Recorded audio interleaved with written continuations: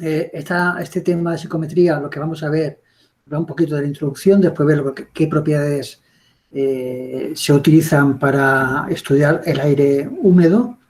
Dentro de la introducción ya vamos a definir lo que es el aire húmedo y diferenciarlo de lo que es el aire seco y el vapor de agua que contiene el aire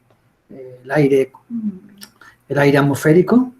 Después veremos que todas estas propiedades del aire húmedo se relacionan a través de un diagrama que se llama diagrama psicométrico y veremos un poco su uso. Y después también en esta presentación de hoy también veremos los procesos psicométricos elementales, que es lo que se llama el calentamiento sensible, el enfriamiento sensible del aire, lo que es una mezcla adiabática de aire y una mezcla adiabática de aire húmedo con agua inyectada o vapor inyectado. Y dejo pendiente esta presentación que ya la tenéis en Campus Atenea, que es el análisis psicométrico de equipo y sistemas, que es muy interesante y sobre todo que lo aplicaremos de cara a los problemas del próximo día. Por eso que seguramente lo que haré será un pequeño resumen el próximo día a la entrada de clase de problemas para hablar de este tema, ¿vale? Pues bueno, vamos allá. Vamos a ver primero la introducción. Bueno, la psicometría lo que hace es estudiar el aire atmosférico, ¿vale? El aire atmosférico está compuesto de muchos gases y además de los gases lo que tiene es una determinada cantidad de vapor de agua y diversos contaminantes, ¿vale? El humo, polen, polvo, productos de las emisiones de combustión, contaminante gaseoso, y toda una serie de cosas. Entonces, dentro de lo que es el aire atmosférico, nosotros denominamos el aire, dentro de lo que es el aire atmosférico, denominamos una cosa específica que llamamos aire seco. Al aire atmosférico, una vez que le hemos eliminado todos los contaminantes y todo el vapor de agua, ¿vale? Como si fuese aire atmosférico puro. Este aire atmosférico puro o aire seco, ¿vale?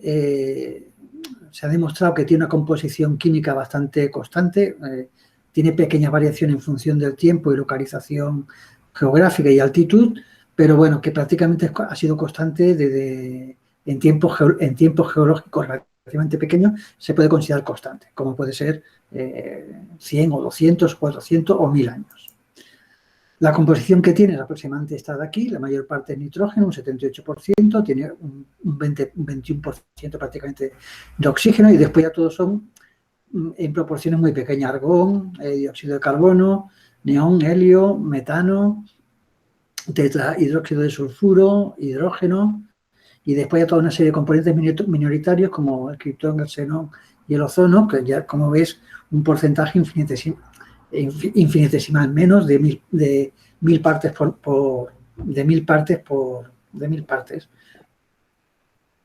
La masa molecular de este aire seco es bastante constante, entonces se puede medir, es 28,96 kilogramos de aire seco por kilomol de aire seco y por tanto la constante R de los gases universales vale aproximadamente 287 julio kilogramo Kelvin. En cambio, nosotros vamos a llamar en esta asignatura el aire húmedo a una mezcla binaria de aire seco más vapor de agua. La cantidad de vapor de agua dentro del aire húmedo puede variar desde cero, que estaríamos hablando de aire seco, hasta un máximo posible que depende de la presión y la temperatura. Y en este último caso, cuando ya no cabe más vapor de agua en estado gaseoso, es lo que decimos que se habla de saturación, que hay un estado de equilibrio entre el aire húmedo y la fase de agua condensada. Si yo intento introducir más vapor de agua a una mezcla saturada de aire húmedo, lo que se produce es la condensación, ¿vale? El aire seco no permite ya en su seno más vapor de agua, entonces el agua que no puede estar en forma de vapor normalmente se condensa. La masa molecular del agua es este valor de aquí, 18,01 kilogramos por kilomol, y la constante es 461,52. ¿Vale? Nosotros en esta asignatura que se llama psicometría, lo que se hace es lo que se estudia es el aire húmedo, ¿vale? Cómo se relacionan sus propiedades y qué procesos elementales se realizan sobre el aire húmedo para controlar sobre todo la temperatura y la humedad. Las relaciones matemáticas que se utilizan para estudiar el aire húmedo, como es una mezcla binaria, y además el aire seco se encuentra como gas a bajas presiones y temperaturas moderadas, y el vapor de agua está en estado de vapor sobrecalentado, podemos considerar que los dos componentes del aire húmedo se comportan como gases ideales. Por tanto, estamos trabajando como una mezcla de gases ideales. Entonces, las relaciones que sirven para estudiar esto, a nivel general, sería que la masa total de aire húmedo sería igual a la masa de aire seco más la masa de vapor de agua. La densidad total sería también la suma de la densidad de aire seco más la densidad de vapor. La presión total sería igual a la suma de la presión parcial de aire seco más la presión parcial de vapor de agua. Y el volumen total, pues es igual, ¿vale? El volumen total, pues es un gas. El volumen total de lo que esté estudiando sería igual al volumen de aire seco que el volumen de vapor de agua. Vale, una vez visto esto, pues podemos pasar a las propiedades. ¿Vale? ¿Qué propiedades tenemos importantes? La más importante, bueno, una que se basa en muchísimas medidas, es la densidad. ¿Vale? Entonces podemos distinguir tres tipos de densidades. La densidad del vapor de agua, la densidad del aire seco y la densidad del aire húmedo. Dentro de la densidad del vapor de agua tenemos que diferenciar cuando el aire está saturado, que ya no permite en su seno que entre más vapor de agua, entonces se denomina con la densidad sub S y sería igual, aplicando el modelo de gas ideal, a la presión de saturación para la temperatura T, partido por la constante del vapor de agua que hemos visto anteriormente por la temperatura. Para el aire húmedo, es decir, que todavía tiene capacidad el aire de tomar vapor de agua, sería la densidad de vapor, que sería este punto de aquí. Voy a coger un láser, que sería este punto de aquí, ¿vale? Sería igual a la presión parcial de vapor de agua partido por la constante del vapor de agua por la temperatura. La densidad del aire húmedo siempre será la densidad del aire húmedo, será la densidad total, que será igual a la densidad del aire seco más la densidad del vapor de agua. No la densidad del aire saturado, sino la del vapor de agua. Por otra parte, la humedad relativa del aire es la relación entre la densidad del vapor para una determinada cantidad de aire húmedo, ¿vale? Y la densidad que tendría si esa cantidad de aire húmedo estuviese saturada a la misma temperatura, ¿vale? Y por tanto, si yo aplico estas dos fórmulas, sería densidad de vapor de agua partido por la densidad de saturación, veo que el denominador es común, se podría suprimir y me queda que sería igual. Realmente la humedad relativa de aire es una relación de presión, es la presión de vapor respecto a la presión de saturación, ¿vale? Por tanto, la presión de saturación sería la máxima presión que podía tener el vapor de agua para, nunca mejor dicho, para saturar una determinada cantidad, un determinado volumen de aire húmedo. Bueno, pues sigamos. Hay bastantes más propiedades que siempre me relacionan más o menos lo mismo. Hay otra que es muy importante que se llama grado de humedad del aire o humedad absoluta del aire, y esto es la cantidad de agua, de kilogramos de agua en forma de vapor que tiene una determinada cantidad, un determinado volumen de aire húmedo partido por la masa de aire seco que contiene este mismo volumen de aire húmedo. Si yo aplico las ecuaciones de los gases ideales, resulta que esta relación de masas es igual a esta relación de aquí. Es una constante que es 0,6215 por la presión de vapor partido por la presión total, que sería la presión de vapor más la presión de aire seco, menos la presión vapor. Si yo sustituyo aquí lo que había visto de humedad relativa, también lo puedo relacionar con la humedad relativa. Sería esta constante de 0,6215 por la humedad relativa por la presión de saturación, partido por la presión total, que normalmente es la presión atmosférica. La presión atmosférica sería la presión de aire seco más la presión de vapor de agua, menos la humedad relativa por la presión de saturación, ¿vale? Esta es una propiedad que utilizaremos muchísimo cuando se hace el dimensionado de baterías de frío o de de refrigeración o de calefacción del aire para mantener unas condiciones del aire determinadas para poder dar confort en un determinado espacio. Después también tengo otra propiedad que no es muy utilizada, que es el grado de saturación del aire, que lo que me relaciona es la masa de vapor de agua que tiene una determinada volumen de aire húmedo partido por la masa que tendría en estado de saturación. También lo puedo relacionar con la humedad relativa a través de esta expresión, ¿vale? Siempre en función de las presiones, la presión total y las presiones parciales de vapor y la presión parcial de saturación. Después tengo también una serie de temperaturas especiales, ¿vale? Y además que tienen un significado diferente. La primera temperatura que es importante es lo que se llama la temperatura del punto de rocío, ¿vale? El punto de rocío del aire húmedo es la temperatura a la cual pasa a ser aire húmedo saturado. Si yo la enfrío a presión constante y con la cantidad de agua constante, es decir, con el grado de humedad constante, ¿vale? Y entonces es la temperatura donde comienzan a aparecer condensaciones, en pocas palabras. Cuando esa temperatura comienza a aparecer condensaciones es lo que se llama la temperatura de punto de rocío. Después tengo la temperatura normal que conocemos nosotros, la temperatura de bulbo seco o temperatura seca, que es la temperatura que se mide mediante un termómetro normal y que indica la temperatura en general del aire húmedo. Y después, por último, tengo otra temperatura muy especial que se llama temperatura del bulbo húmedo. Esa temperatura de bulbo húmedo es una temperatura que se mide con un termómetro de bulbo que está recubierto de una muselina, es decir, con un paño en agua y está expuesto a una corriente de aire. Entonces, si el aire, como normalmente el aire húmedo no está saturado, el agua líquida que contiene el depósito del termómetro, lo que tiende es a evaporarse, ¿vale? Intenta saturar la corriente de aire que pasa por encima del termómetro. Entonces, ¿qué lo que hace? Es para evaporarse, como en un principio tiene la misma temperatura el agua que el aire, ¿vale? Pues para poder evaporarse, coge calor de la propia agua. Entonces, el agua va bajando, desciende gradualmente su temperatura, ¿vale? Entonces, la temperatura del bulbo húmedo va bajando.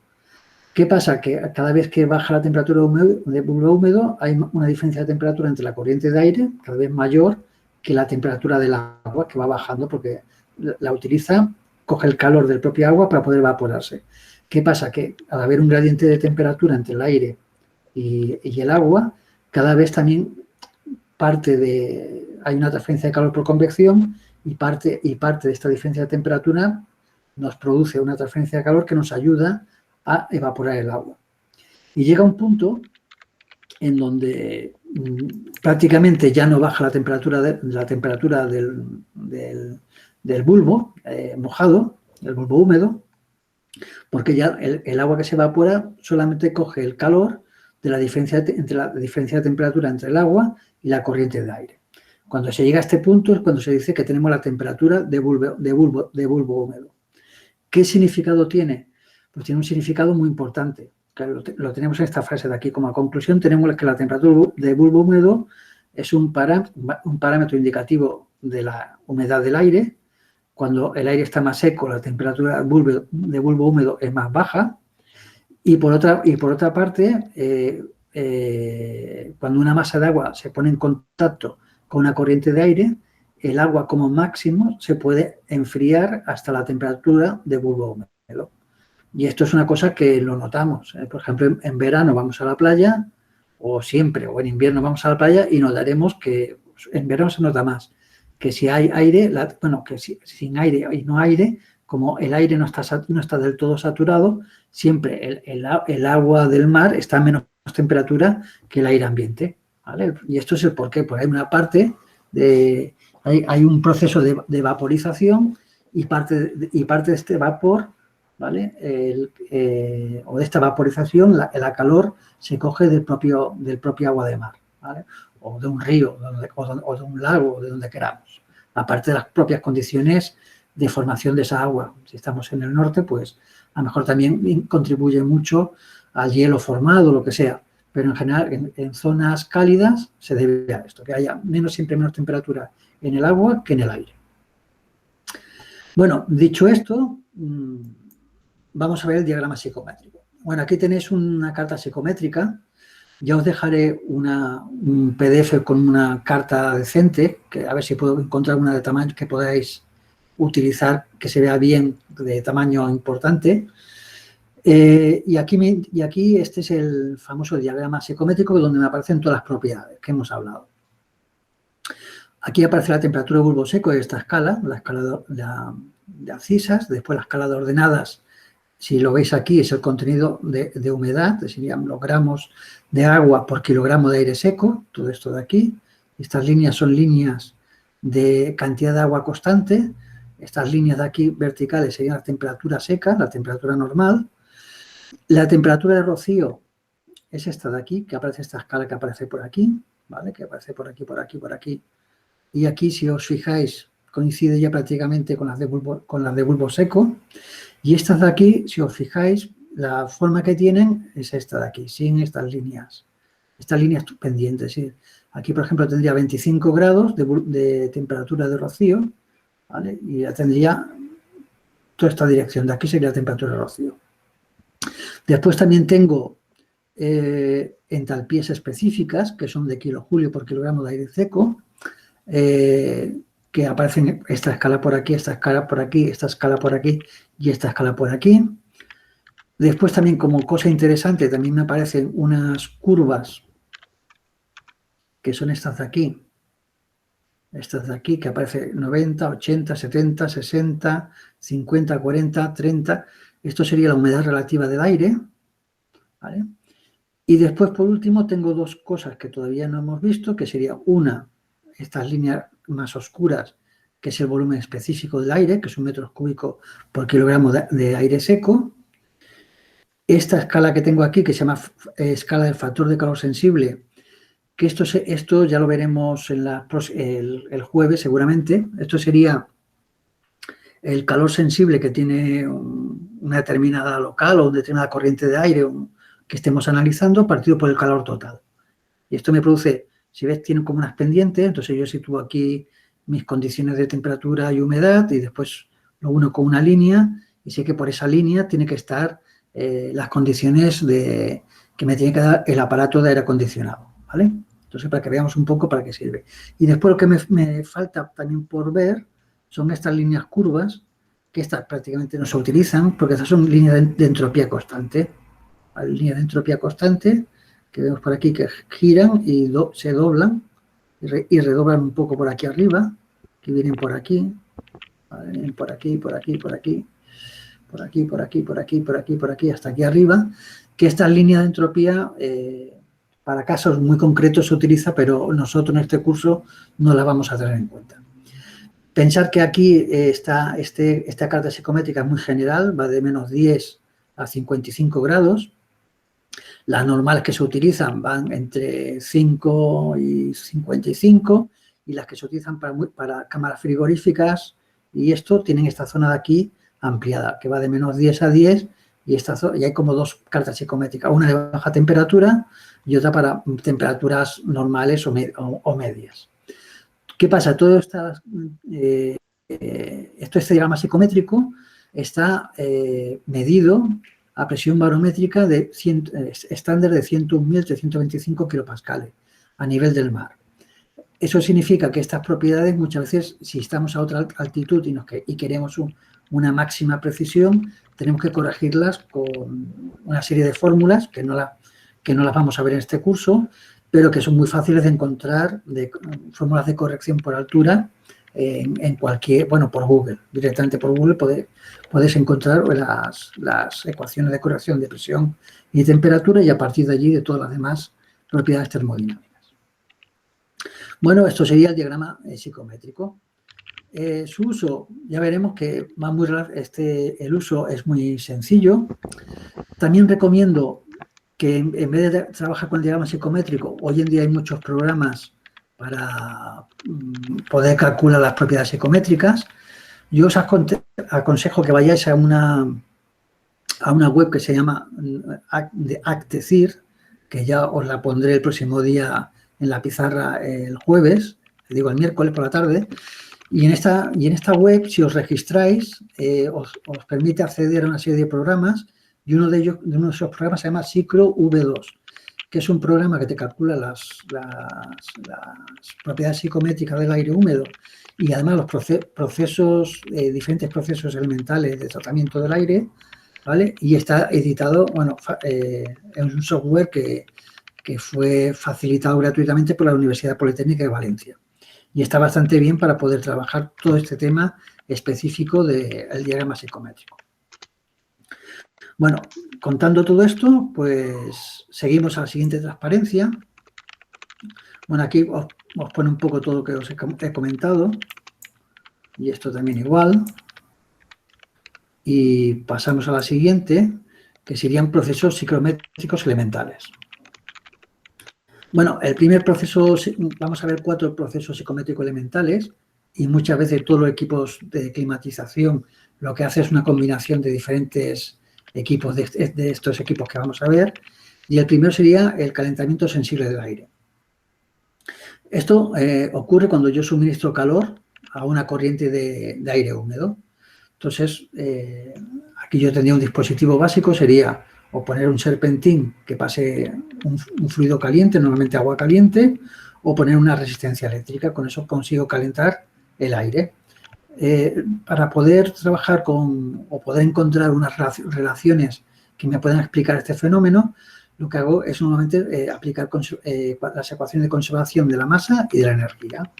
Entonces, en este caso, si os fijáis aquí tengo un caudal másico que entra por 1, un caudal másico de aire seco que sale por 2. Aquí tendré un grado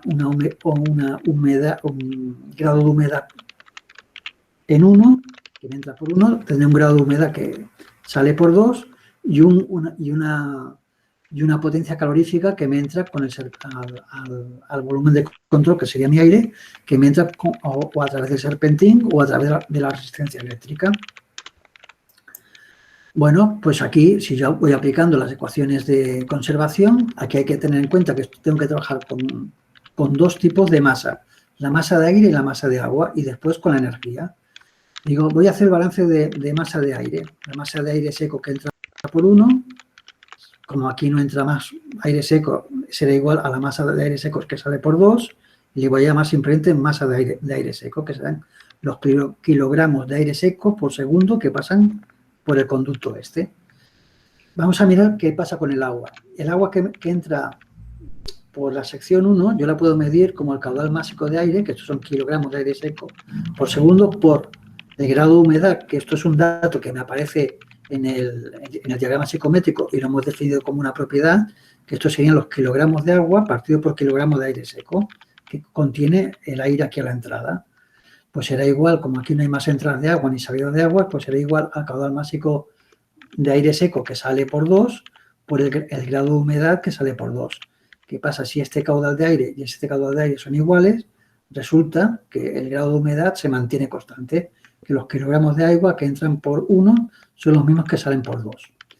Si yo aplico ahora el balance de energía, desprecio la energía cinética, como siempre, la energía potencial, sé que la energía que me entra por 1, que la mido con la entalpía, menos la energía que sale por 2, más el calor que me entra, ¿vale?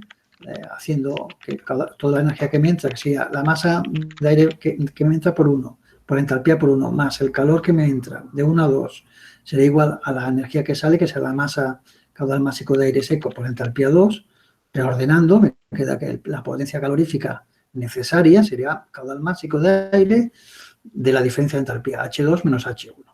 Y en general esto sí que lo damos en kilovatios, ¿vale? Porque es normalmente la unidad que se utiliza aquí, más que trabajar con vatios, que queda muy pequeño.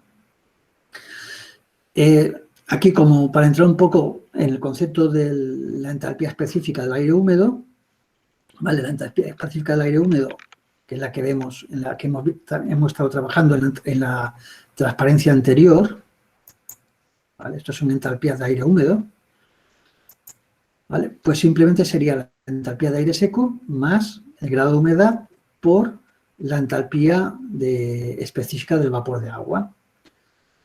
Aquí la entalpía de aire seco, que sería el CP, la capacidad calorífica de aire seco por la temperatura. ¿Qué pasa? Que la capacidad de capacidad calorífica a presión constante del aire seco, a presiones atmosféricas y las temperaturas normales del aire atmosférico prácticamente vale 1. Entonces esto se le da el valor de 1, de 1 kilojoule por kilogramo Kelvin. Por tanto, prácticamente la entalpía de aire seco es igual a la temperatura, ¿vale? Y me da en kilojoules por kilogramo de aire seco. Por otra parte, la entalpía del agua específica del vapor de agua siempre es igual a la entalpía de saturación, es decir, a la entalpía de formación del vapor de agua saturado a 0 grados, más el CP del vapor de agua, que ya vimos el valor que tenía, que era 1,81, por la temperatura. Como esta es un valor que yo puedo encontrar que está tabulado en tablas y vale 2501 kilojoule o kilogramo por agua, yo puedo ver que la entalpía de aire seco, que además que es la que aparece, la entalpía de aire húmedo equivale a la temperatura de bulbo seco más el grado de humedad, que multiplica a la entalpía de formación más el CP del vapor de agua por la temperatura, ¿vale? Y con esto podemos calcular para cualquier circunstancia la entalpía de aire húmedo. Bueno, y ahora volviendo al proceso de calentamiento sensible, al calentamiento sensible lo que hemos visto que lo que hacemos es darle calor a un flujo de aire con grado de humedad constante. Como esta escala, la del grado de humedad, significa que es una línea de tipo horizontal. Pasaremos del estado 1, por ejemplo, de 20 grados, ¿vale?, hasta este estado 2, que serían 44 grados. ¿Vale? Con un grado de humedad de 12 gramos por kilogramo de aire seco que pasen por ahí. Y la entalpía que tendría sería una entalpía de 63 aproximadamente y una entalpía de 77 aproximadamente de salida. Así ha aumentado la entalpía en unos cuantos kilojulios por kilogramo de aire seco. Bueno, igual que existe un proceso de calentamiento sensible, existe un proceso de enfriamiento sensible cuando tengo un serpentín y además este serpentín de enfriamiento tiene una temperatura superior, la superficie suya exterior tiene una temperatura superior a la temperatura de rocío. ¿El por qué? Para que no se produzcan condensaciones. Entonces aquí yo tendré que el caudal de aire que entra por 1 será igual que el caudal de aire seco que entra por 2, por tanto será igual al caudal de aire seco. El caudal de agua que entra por 1 será igual al caudal de agua que entra por 2, porque no se va por ningún otro lado. Por tanto, también aquí el grado de humedad será constante. Aquí, aplicando las mismas fórmulas, me sale que la ecuación de la potencia de refrigeración que se puede producir sería el caudal de aire por H1 menos H2, en contraposición con el caso anterior, que era H2 menos H1 en kilovatios. Ok, vale, pues esto está correcto, esto es lo que he dicho yo, y esto, el proceso que sería, pues sería también, como es grado de humedad constante, esto sería la escala de grado de humedad, ¿vale? Por tanto, desde el punto 1, si aquí tengo la temperatura, humedad relativa o cualquier dato, podría localizar este punto rápidamente y poder encontrar este otro punto con cualquier propiedad psicométrica que me hayan dado para resolver el problema. Después tengo otro ya un poquito más complejo, la deshumidificación del aire húmedo por enfriamiento. Que esto sería el caso más general de enfriamiento, donde yo tengo un serpentín y donde no controlo la temperatura superficial y normalmente está por debajo de la temperatura de rocío del aire. Para que veáis un poco la temperatura de rocío del aire, cómo se ve en el diagrama psicométrico, voy a volver un momento atrás. Aquí, por ejemplo, este punto de aquí, la temperatura de rocío, sería trazar una paralela a estas dos, estaría sobre... Aquí veo que tengo una temperatura de bulbo seco de 37 grados y una temperatura de bulbo húmedo para estas condiciones de 25, 26 grados y medio. ¿Eso qué significa? Que este aire que está en estas condiciones de 30 y pico, si encuentra una superficie por debajo de esta temperatura de 26 y medio, pueden producirse condensaciones, ¿vale? Pues aquí, ¿qué pasa? Que normalmente el problema que tengo yo, que este aire viene caliente, viene húmedo, ¿vale? Y la temperatura de rocío es es elevada y, por tanto, cualquier líquido refrigerante está por debajo de esa temperatura. Por tanto, la superficie en general tiene temperaturas por debajo de la temperatura de rocío y, por tanto, se producen condensaciones. Y entonces aquí lo que tendré será una entrada de caudal de aire seco, una salida de caudal de aire seco, una entrada de agua, una salida de agua por aquí, otra salida de agua por aquí y una extracción de calor Q1, 2. El caudal de aire seco se mantiene constante, todo lo que me entra por aquí saldrá por la salida del ventilador.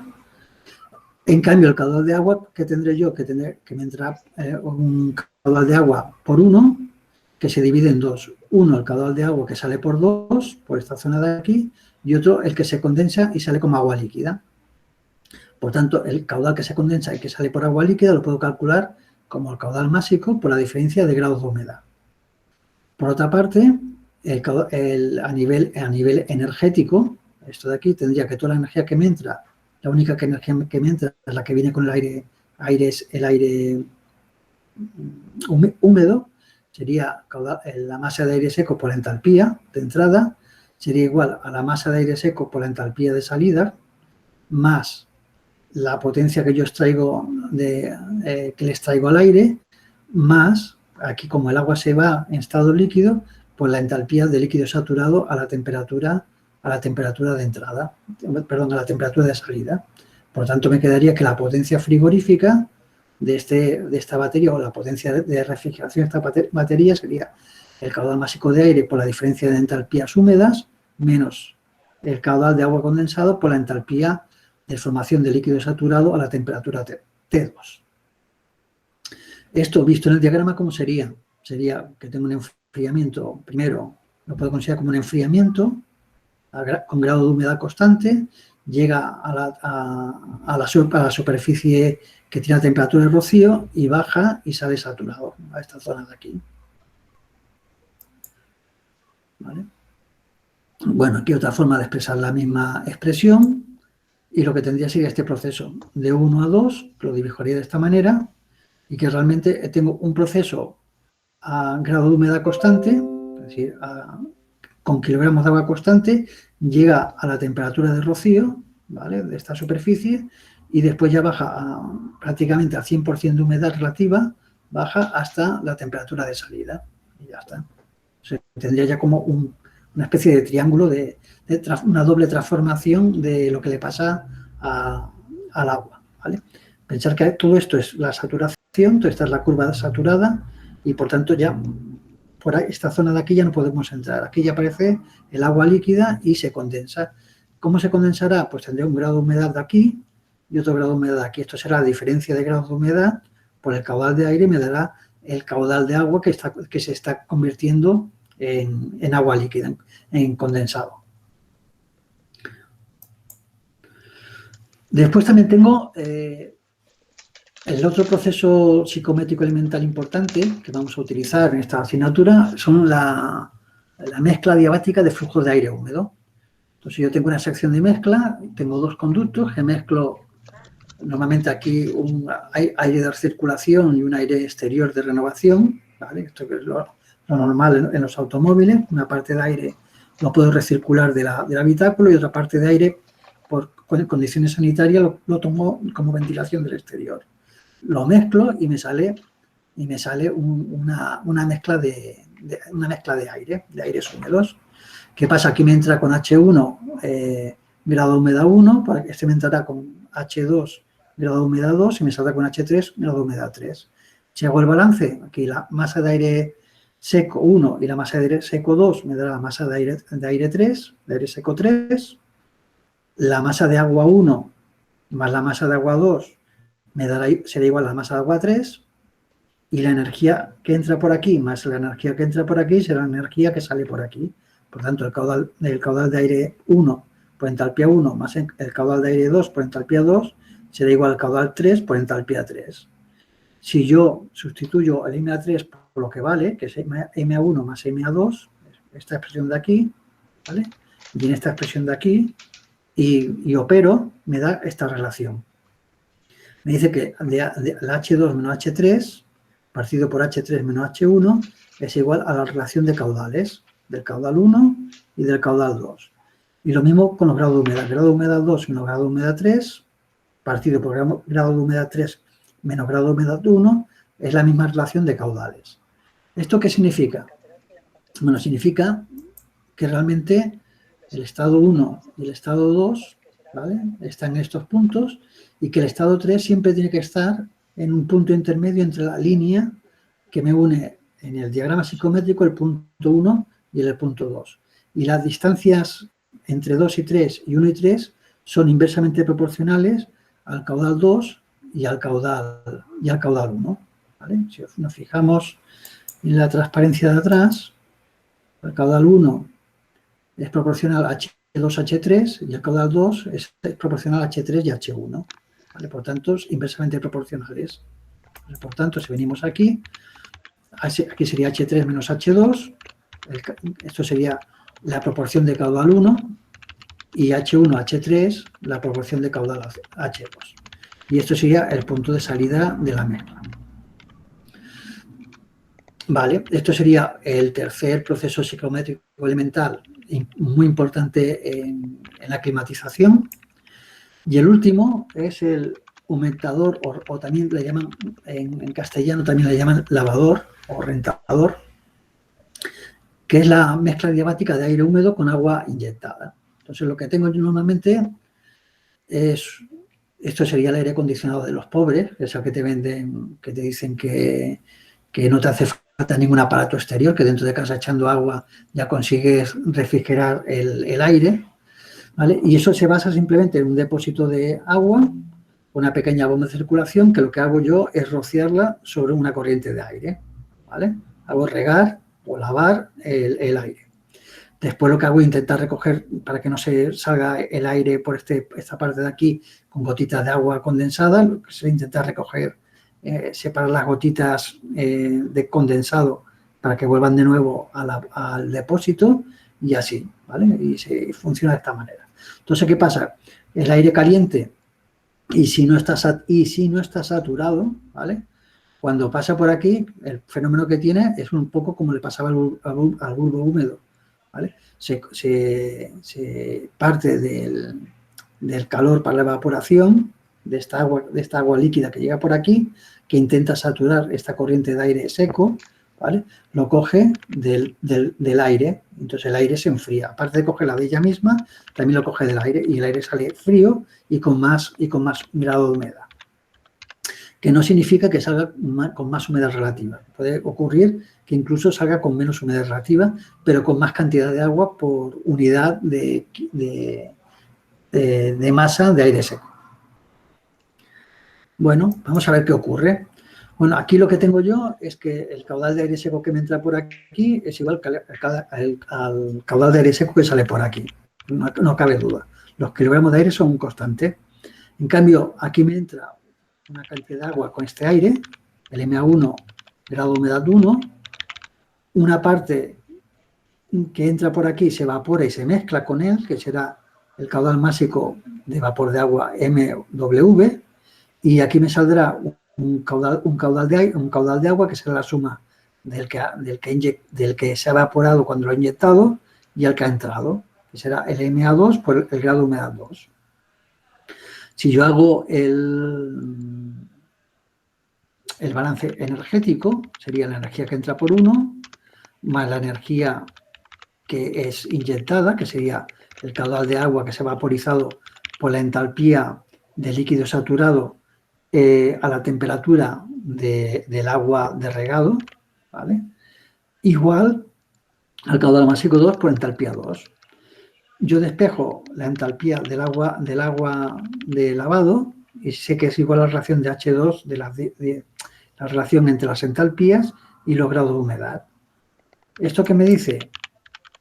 Me dice que cuando yo inyecto vapor o agua líquida a un flujo de aire, ¿vale?, el punto final del aire húmedo siempre va a estar situado en una línea recta en dirección determinada por esta entalpía específica del agua inyectada. trazada desde el punto inicial del aire húmedo. Es decir, que yo normalmente lo que ven, si entro el aire en estas condiciones muy caliente, 40 grados, y está seco, está entre un 10 y un 20%, un 15% de humedad relativa, y yo le inyecto agua HW con esta entalpía, ¿vale? El proceso que ocurrirá es este de aquí, se enfría, el aire se enfría ya, más se enfría mucho, se puede llegar a enfriar hasta aquí, hasta 20 grados, ¿a costa de qué? De aumentarle el grado de humedad, ¿vale? A costa de aumentarle la cantidad de agua que contiene él. Aquí también puede ocurrir el proceso contrario, ¿eh? También puede pasar del punto 2 al punto, bueno, al punto 2 no. Aquí lo que puede ocurrir es que esta inclinación sea un poquito más, estemos por una zona más baja, en esta zona de aquí, sobre todo en esta zona de aquí, y que la humedad relativa, aquí vemos que la humedad relativa hemos pasado de un 15% a un 50%, y en esta zona de aquí puede llegar, como la inclinación que tiene las entalpías es muy inclinada, mucho más inclinada que la pendiente que tiene la humedad relativa, puede que prácticamente no baje la humedad relativa, incluso que sea un poquito inferior a la humedad relativa, ¿vale? Entonces, dependiendo un poco cómo está esta inclinación, podemos jugar y enfriar el aire simplemente no colocando una batería y un equipo de frío y todo lo demás que conlleva una batería, por ejemplo, de agua fría, sino simplemente con un lavado de este tipo. Esto, por ejemplo, era muy común colocarlo antiguamente como aire acondicionado en las discotecas. ¿El por qué? Porque entonces saturabas tú, conseguías bajar la temperatura, pero a la vez la humedad. Esta humedad, ¿qué pasa? Mientras estabas bailando te hacías sudar muchísimo. Si sudabas muchísimo tenías sed. Y entonces anda a darle a la cerveza a tutiplén, ¿vale? Entonces estos son todos los trucos de la climatización. Bueno, y este proceso, y con esto terminamos esta primera parte. A ver.